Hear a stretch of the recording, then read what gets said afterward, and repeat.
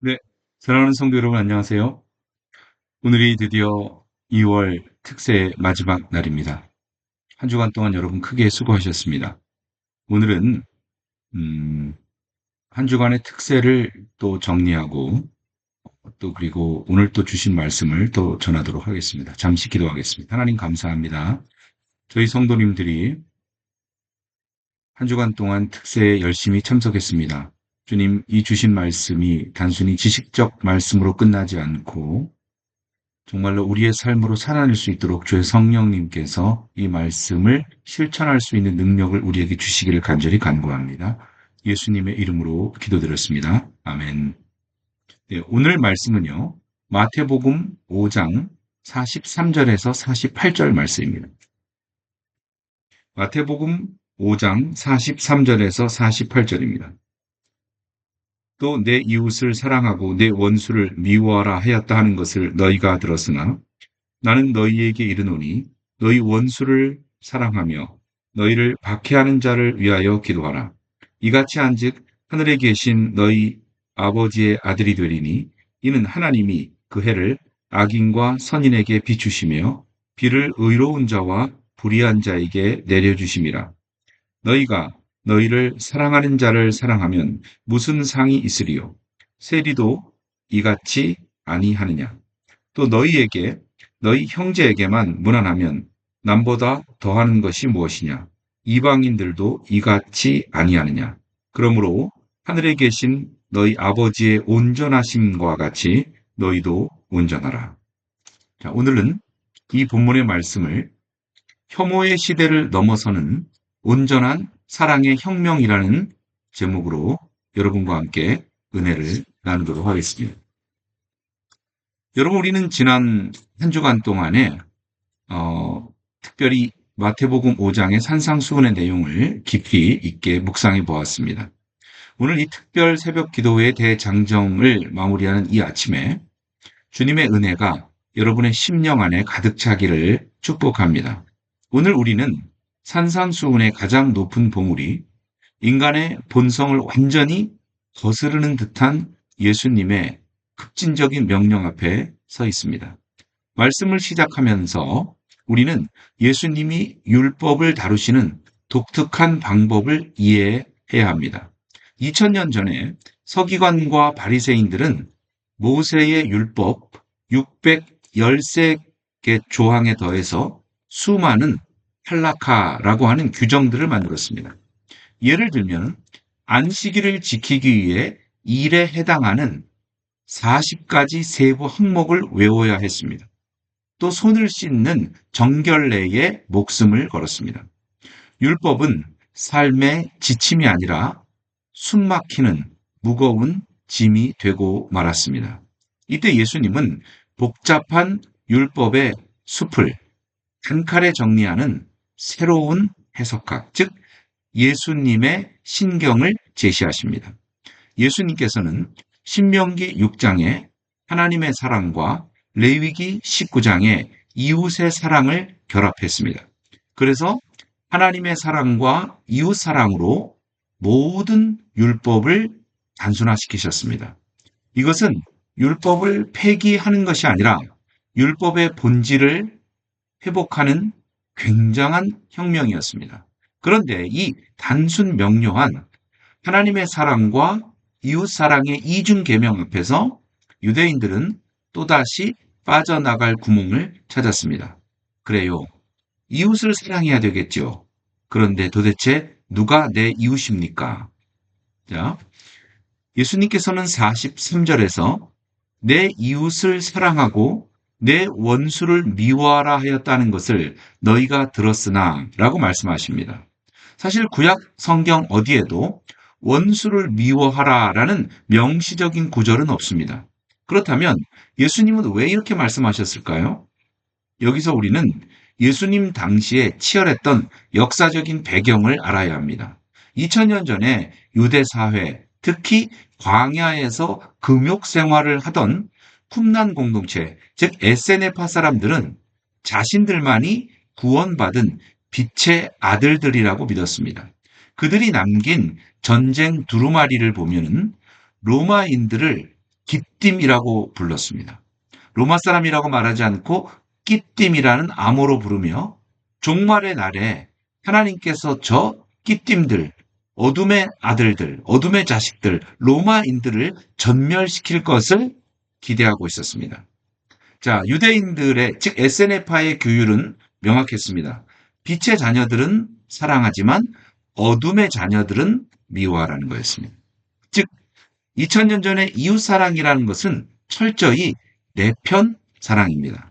이웃사랑이라고 하는 거룩한 계명이 역설적으로 우리의 민족, 우리 파가 아닌 사람들을 혐오하고 배제하는 종교적인 명분이 되었다는 겁니다. 이방인들은 개 취급하고 로마인들은 죽여야 할 적, 끼띔으로 규정하는 것이 거룩함으로 생각되었던 그런 시대였습니다. 예수님은 바로 이 거룩하게 포장된 증오의 시스템을 정면으로 공격하고 계신다는 겁니다. 이러한 광기의 시대적 광기 속에서 예수님께서는 아주 폭탄 선언을 하십니다. 44절입니다. 나는 너희에게 이르노니 너희 원수를 사랑하며 너희를 박해하는 자를 위하여 기도하라. 여기서 사랑이라고 하는 것은 아가페 사랑은 감정이 아닙니다. 우리가 앞서서 배웠듯이 예수님식의 사랑은 상대방의 유익을 위해서 언약적으로 헌신하며 함께 있어주는 것입니다. 예수님은 이 사랑을 구체적인 행동, 기도와 연결시킨다는 거예요. 즉 원수를 위해 기도한다는 것은 분노를 삭히기 위한 심리치료가 아닙니다. 이것은 원수와의 화해와 정의, 그리고 평화를 소망하며 그를 하나님 앞으로 데리고 나가는 제사장적인 행위라는 것입니다. 자, 이것은 낭만적인 이상주의가 아닙니다. 스테반은요, 돌에 맞아 죽어가면서도 이 말씀을 실천했죠. 폴리갑 감독은 화형대 위에서 자기 자신을 죽이는 자들을 위해서 예수님처럼 기도하셨습니다. 본회포가 말했듯이 기도는 원수에게 다가가는 가장 강력한 행동이라는 거예요. 누군가를 위해 진심으로 기도를 하잖아요. 우리는 그 사람을 더 이상 악마화할 수 없다는 것입니다. 미워하는 분이 계십니까? 그분을 위해 기도해 보십시오. 그러면 그분이 더 이상 미워지지 않을 것입니다. 왜 그러면 우리는 이렇게까지 해야 되죠? 45절입니다. 그 이유를 45절은 명확하게 이렇게 말하고 있습니다. 이같이 한즉 하늘에 계신 너희 아버지의 아들이 되리니. 우리가 원수를 사랑해야 되는 유일한 근거는 하나님의 성품입니다. 하나님을 보십시오. 하나님은 하나님을 찬양하는 의인에게만 빛을 비추지 않습니다. 하나님을 저주하는 악인의 밭에도 똑같이 단비를 내려서 곡식을 자라나게 하십니다. 이것은 하나님이 주시는 일반 은총이며 차별이 없는 사랑입니다. 예수님께서는 묻습니다. 46절에서 너희가 너희를 사랑하는 자만 사랑하면 무슨 상이 있으리요? 세리도 이같이 아니하느냐? 당시에 매국노 취급을 받던 세리들도 자기들끼리는 끔찍히 아끼고 사랑합니다. 여러분, 깡패들도 자기 식구는 챙긴다고 하더라고요. 만약 교회가 우리끼리만 사랑하고 우리와 코드가 맞는 사람들끼리만 어울린다면 세상의 이익 집단과 다를 것이 무엇입니까? 예수님은 이방인들도 그 정도는 한다라고 말씀하시면서 혈연과 지연, 이념을 뛰어넘는 더 나은 의의를 요청하시는 것입니다. 자, 오늘 이제 설교의 결정이자 가장 오해하기 쉬운 말씀에 우리는 도달했습니다. 48절이죠. 그러므로 하늘에 계신 너희 아버지의 온전하심과 같이 너희도 온전하라. 여러분, 이 온전하라는 명령 때문에 수많은 신자들이 좌절했어요. 어떻게 인간이 하나님처럼 죄 없이 완벽할 수 있단 말인가? 루터는 이것을 교리적 완전함으로, 수도사들은 도덕적인 무결점으로 이해하려고 애썼습니다. 그런데 여기에 사용된 헬레이오스라고 하는 헬라 말은 다른 좀 의미가 있습니다. 예수님께서 아람어나 히브리어로 말씀하셨을 텐데 구약적 배경에서 이 단어는 탐밈이라고 말하거든요. 이 탐임이라는 게 뭐냐면 노아와 욥에게 쓰였던 단어예요. 노아가 탐임했다. 욥이 탐임했다. 이 얘기는 뭐냐면 노아와 욥이 죄가 하나도 없는 상태가 아니라 하나님을 향해 마음이 나눠지지 않는 전심을 가졌다. whole heart. 모든 마음을 주님께 드렸다. 그리고 성실함을 의미합니다. 또 이 구절에 병행 본문인 누가복음 6장 36절에 이렇게 기록되어 있어요. 너희 아버지의 자비로우심 같이 너희도 자비하라라고 되어 있습니다. 그러니까 마태가 말하는 이 온전함이라고 하는 것은 도덕적 점수가 100점이 아니라 사랑의 범위에 있어서 온전하라라는 거예요. 하나님의 사랑은 반쪽짜리가 아니에요. 선인과 악인 모두에게 해와 비를 주시는 넓은 사랑을 이야기합니다. 따라서 온전하라는 말씀은 이렇게 이해될 수 있습니다. 너희 아버지께서 편애하지 말고 모든 사람들을 품으시는 것처럼 너희 사랑도 내 편 가르지 말고 모든 경계를 넘어 성숙하고 완전해져라라는 거예요. 그러니까 이것이 바로 예수님이 말씀하시는 하늘로부터의 윤리라는 것입니다. 자, 우리는 오늘 이 본문을 2026년에 우리의 삶의 현장으로 한번 가져와 볼까요? 예수님 당시의 원수가 로마인이었다면 오늘 당신의 원수는 누구입니까? 복음주의자들에게 있어서는 어떤 타종교인, 보수주의자에게 있어서는 진보주의자, 진보주의자에게 있어서는 보수주의자, 혹은 직장에서 나를 괴롭히는 상사나 층간소음으로 갈등하는 이웃이 원수가 될 수 있습니다. 우리는 너무나 쉽게 꼬리표를 붙입니다. 저 사람은 안 돼. 저런 부류의 사람하고는 생종을 말아라. 그런데 예수님의 윤리는 그 꼬리표를 떼어버리고 그들을 너의 식탁으로 초대하라고 도전합니다. 예수님은 당시의 혐오의 대상이었던 세리를 제자로 부르시고 로마 백부장의 하인을 고쳐주셨어요. 여러분, 원수 사랑은 거창한 구호가 아닙니다. 그것은 우리가 친구일 수 있나요? 우리가 친구 될 수 있나요? 라는 세상의 질문에 혐오 대신에 환대로, 배제 대신에 초대로 응답하는 것입니다. 사랑하는 성도 여러분, 우리는 이번 한 주간 동안 산상수훈이라고 하는 거대한 산 위에 올라갔습니다. 예수님은 우리의 본성을 거스리는 하나님 나라의 삶을 요청하고 있습니다. 이 세상을 대체할 수 있는 하나님 나라의 대안적 삶을 요청하고 있습니다. 이제 우리가 이 산상수훈의 산을 내려가며 우리가 이 삶의 현장에서 실천해야 될 구체적인 지침들을 한번 정리해 보겠습니다. 첫 번째는 월요일, 화요일 날 전했던 욕망의 영역, 시선의 성소 지키기. 음욕은 눈에서 나오는 거라 했어요. 스마트폰과 미디어의 홍수 속에서 내 눈과 마음을 지켜야 된다는 거예요. 나를 넘어뜨리는 습관이 있다고 한다면 마치 눈을 뽑고 손을 찍는 단호함으로 미디어 금식을 선언해야 됩니다.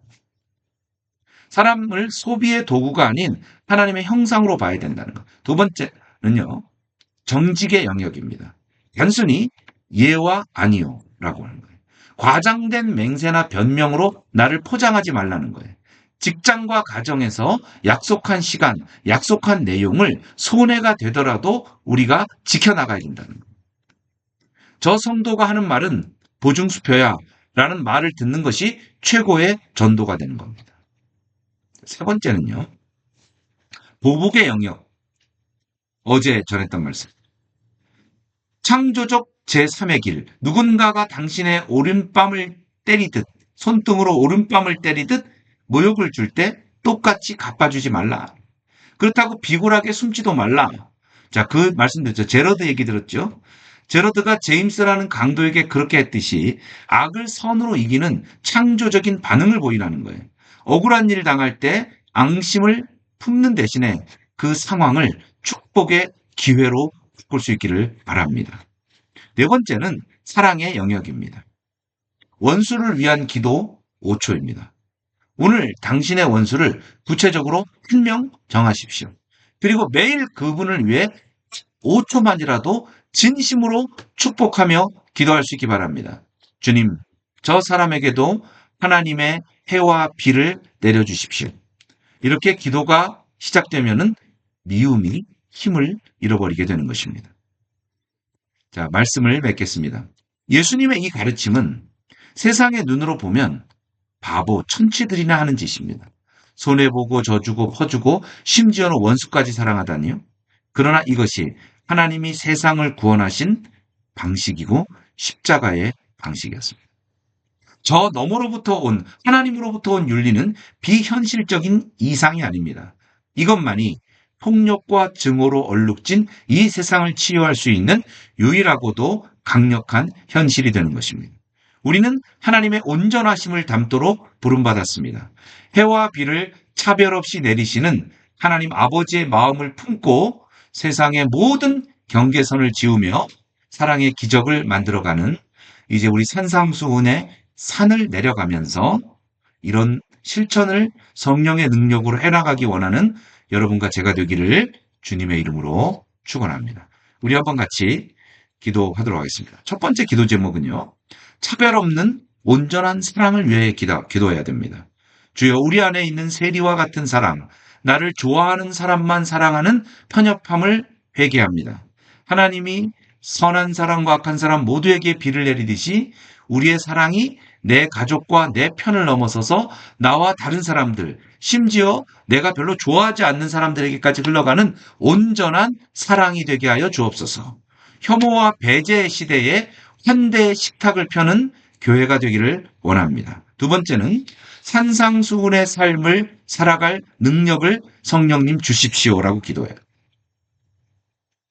음란을 끊고 정결하며 거짓을 버리고 정직하며 보복을 멈추며 축복하는 예수 제자의 삶을 오늘부터 우리가 시작하기를 원하는데 이 시작은 오직 성령 충만해야지만 우리가 할 수 있다는 거예요. 성령님, 산상수훈의 삶을 살아가는 거룩한 바보의 삶을 살아갈 수 있도록 우리에게 능력을 더하소서.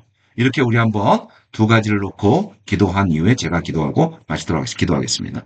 아버지 하나님, 오늘 시간에 우리가 차별 없는 온전한 사랑을 위해서 기도하기 원합니다. 나만 좋아하는 사람을 사랑하는 것이 아니라 우리 하나님께서 선인과 악인에게 똑같이 해와 비를 내려주는 것처럼 주님, 우리들이 마음을 넓혀 내가 별로 좋아하지 않는 사람이라도 그분을 기도의 대상으로 삼고 5초만이라도 기도하는 우리들이 되기를 원합니다. 아버지 하나님, 우리들은 한 주간 동안 산상수훈의 드높은 저 하늘에서 온 하나님의 윤리를 배웠습니다. 저 하나님의 윤리를 우리가 이 땅에서 어떻게 우리의 힘으로 실천할 수 있겠습니까? 불가능합니다. 아버지, 오른뺨을 왼뺨을 치는 자에게 오른뺨을 대고 우리를 가자는 자에게 심리를 가고 속옷을 달라는 자에게 겉옷까지 내어주며 아버지는 원수를 위해 축복하라고 하는 주님의 이 놀라운 말씀들은 우리는 우리의 힘으로는 감당이 불감당입니다. 이 시간에 성령께서 우리의 마음을 감동시키셔서 주님의 능력으로, 내 안에 계신 주님의 능력으로 아버지 하나님이여 산상수훈의 삶을 살아낼 수 있도록 주님 우리를 도우시기를 간절히 간구합니다. 아버지 하나님, 한 주간 동안 수고한 모든 손길 위에 함께하여 주옵소서. 하나님, 자격 없는 우리들에게 해와 비를 내려주시고 우리를 하나님의 아들, 딸로 삼아주신 이 놀라운 은혜에 감동합니다. 세상의 흐름을 거스를 수 있는 그 용기를 주십시오. 성령의 능력으로 아버지는 세상을 거스릴 수 있는 그 능력을 받아 우리가 하나님 나라의 이 드높은 윤리, 산상수훈의 윤리를 살아내는 그런 한 달이 되기를 간절히 간구합니다. 월요일부터 오늘까지 수고한 모든 성도님 한 분 한 분을 축복하옵소서. 그 이름을 기억하옵소서. 예수님의 이름으로 기도드렸습니다. 아멘. 네, 감사합니다. 다음 달에도 또 우리 하나님 말씀 붙들고 같이 말씀 듣는 특별 새벽 기도에 가도록 하겠습니다. 오늘 예배 참석하신 분들 한 주간 동안 참석하신 그 소감도 적어주시고 예배 나눔도 해주시기 바랍니다. 감사합니다.